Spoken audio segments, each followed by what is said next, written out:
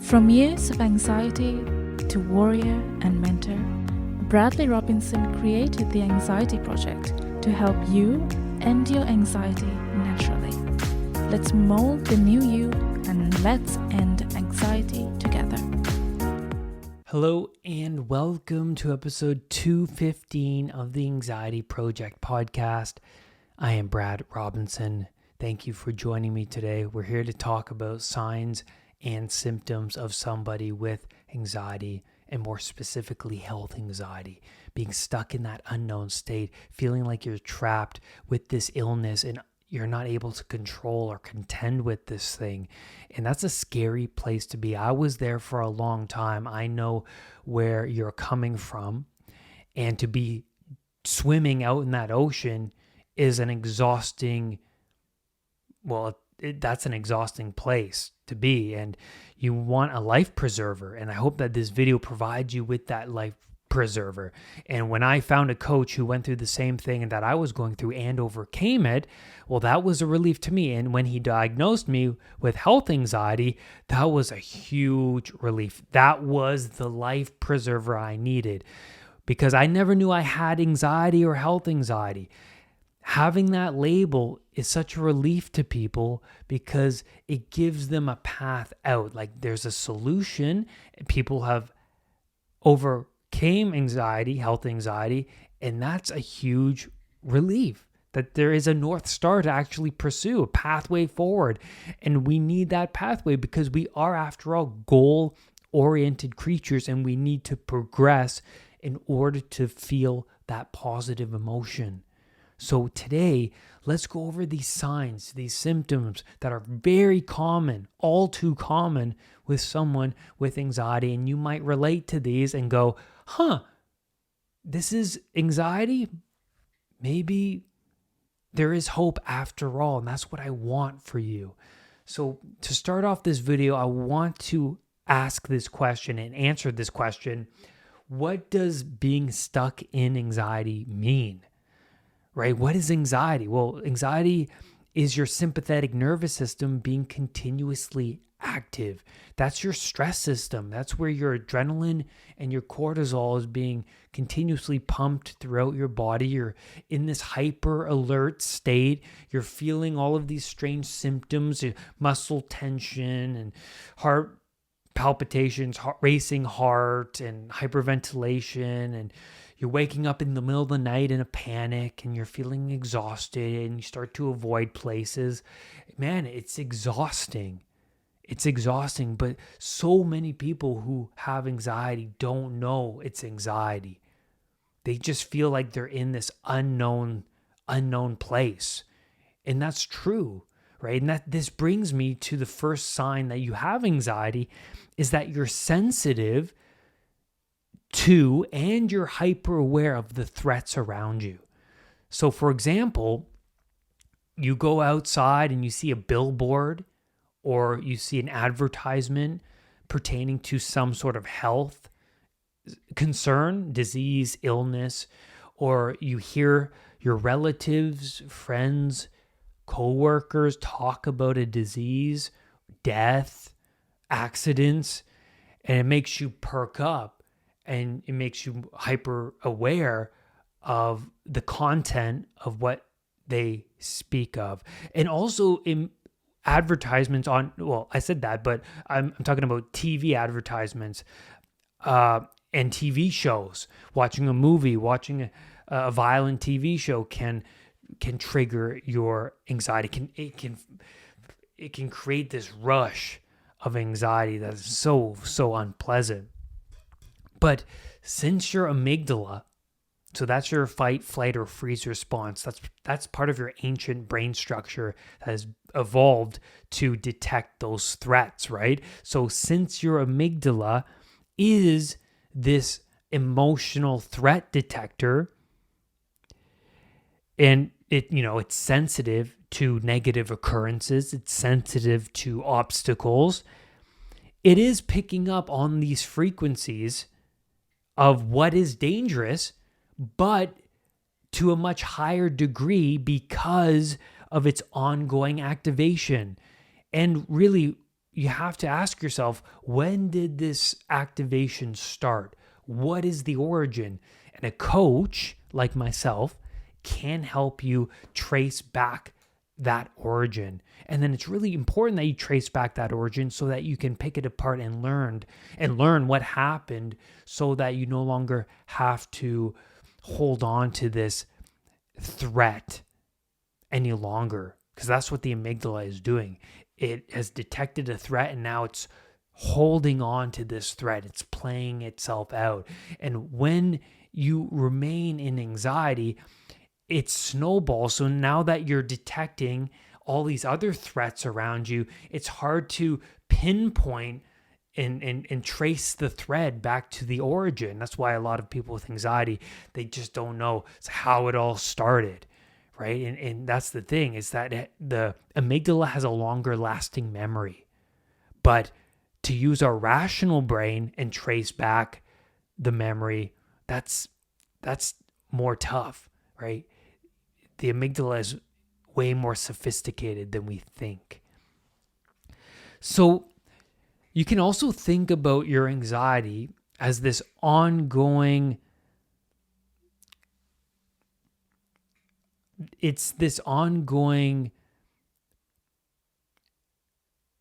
manifestation of threats that have yet to be analyzed. And you have to contend with those threats. You have to pick them apart. You have to face them in order to let them go, in order for your amygdala to lessen its sensitivity over them. And yeah, you are in the unknown, because what happens when there are too many threats around you, right? It's like the environment seems the same, your house seems the same, the city that you live in seems the same, but you're not even in the same space. You're not even perceiving yourself as the same person, or your environment as the same place. You're in this total unknown place, and that's because there are too many unknown, unresolved situations, concerns, problems around you that it's overwhelming. It's overwhelming. And that makes total sense. You're too many unknowns around you makes you to inhabit the unknown. Everything in the environment that used to be irrelevant is now relevant. The second sign or symptom that you have anxiety is you're continually checking on certain areas of your body.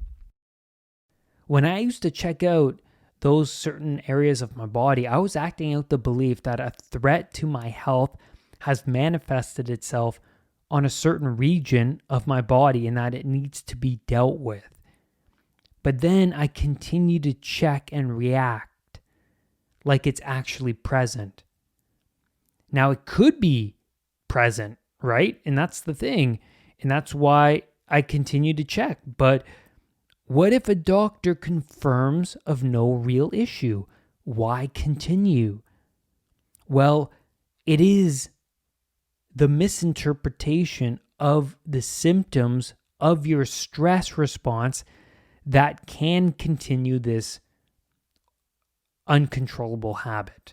Also, when did you start checking? Was there a moment from your past that was traumatic, highly emotional, that brought about this checking? Well, could the checking be a sign that you have yet to resolve this trauma? The reason why the body continues to hold on to these traumas and play them out in the mind is so that you can learn the lessons on how to not get yourself into this situation again in the future. Resolve your encounter with the predatory snake and you release its hold over you. And you come to realize that you are capable of encountering the fear and changing your relationship with it. That is huge. I also asked myself, do I believe to be an unhealthy person? I answered, yeah. So then I asked, what do I need to sacrifice in order to build a more healthy foundation? Because my foundation was weak. I viewed myself as a weak person. And also because I viewed myself as a weak person, that was because of all of the other habits I would do that made up of my previous personality, my identity.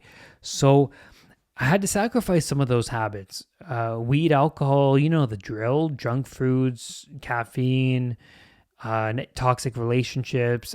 The list went on. I couldn't believe it. And a coach helped me realize the habits I was doing regularly that were contributing to my anxiety. And, how far do you want to go with your recovery?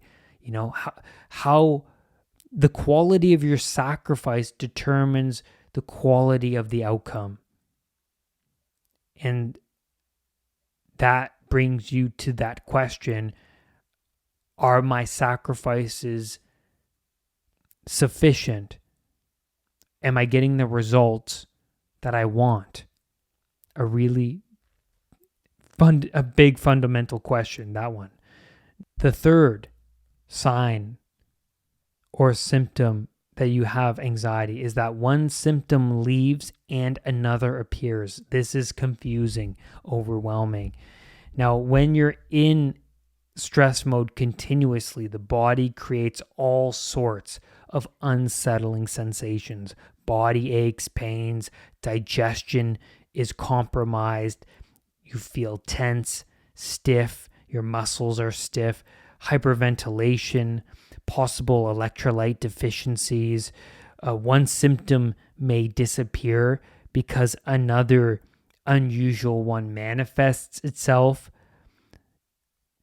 or your emotional attachment over the symptom sensation diminishes.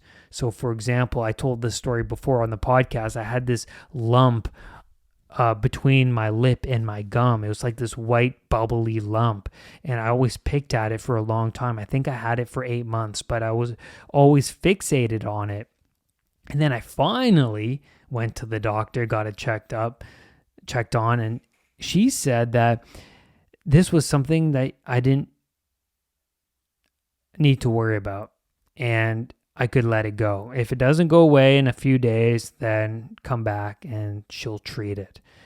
And that was a relief to me. And after a few days, the bump went away, and it blew my mind. And I realized afterwards that it's because my emotional attachment over it shifted. My perception shifted. I think Tony Robbins said this. He said, where your focus goes, your energy flows. It's like we manifest our own problems, right? And that's what happened with me and that bump, because I was so fixated on it. It was persisting, but once I let go, it went away. And that was eye-opening, to say the least. Since those symptoms and sensations are not disappearing, but they're popping up like a bloody whack-a-mole game, the root is not resolved. The original threat or threats that first brought about your continuous anxiety is present. And it's also important to do things that calm the body so that you can heal. Treat yourself like you are somebody you care about. If the root is not targeted, you will continue to implement coping strategies that only numb and distract. Those include reassurance-seeking TV, weed, alcohol, medications, and using Dr. Google as a way to solve the problem, but you are not targeting the root. Dr. Google is a great way to drift further out into the middle of that ocean. Not a great place to be. The fourth sign that you have anxiety is that you avoid places.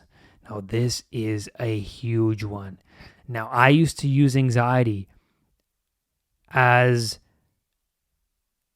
an excuse, and my tiredness as an excuse to not go into work or ignore household responsibilities.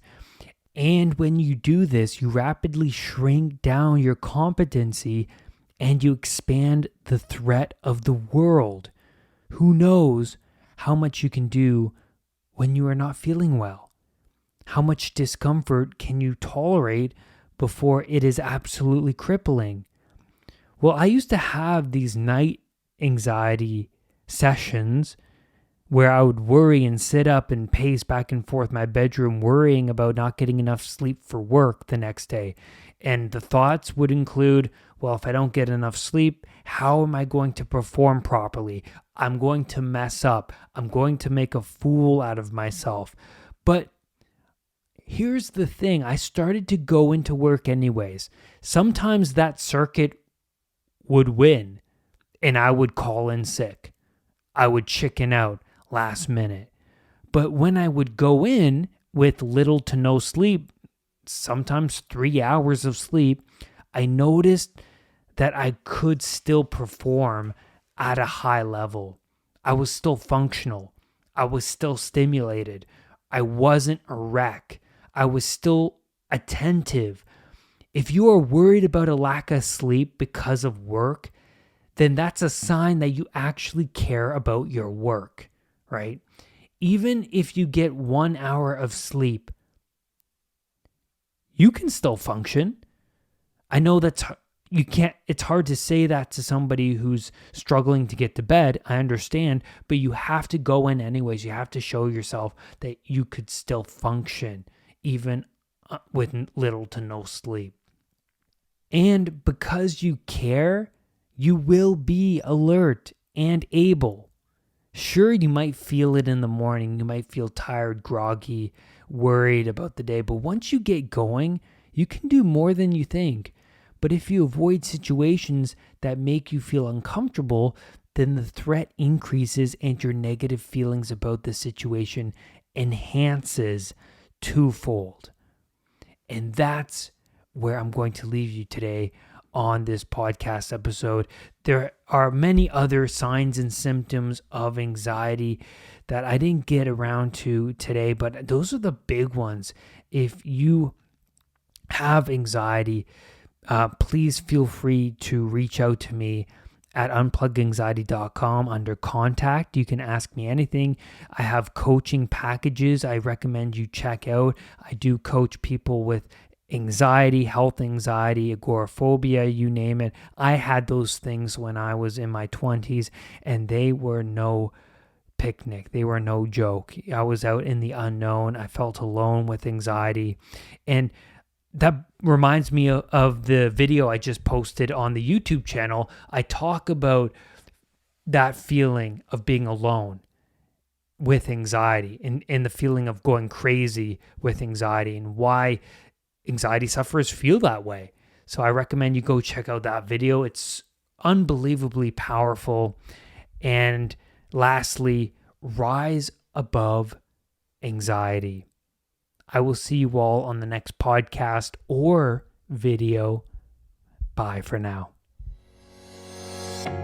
Brad's powerful anxiety recovery program is now available at unpluganxiety.com. The Anxiety Project program is downloadable and puts the power of anxiety recovery in your own hands. Visit unpluganxiety.com for more details. Recovery starts now.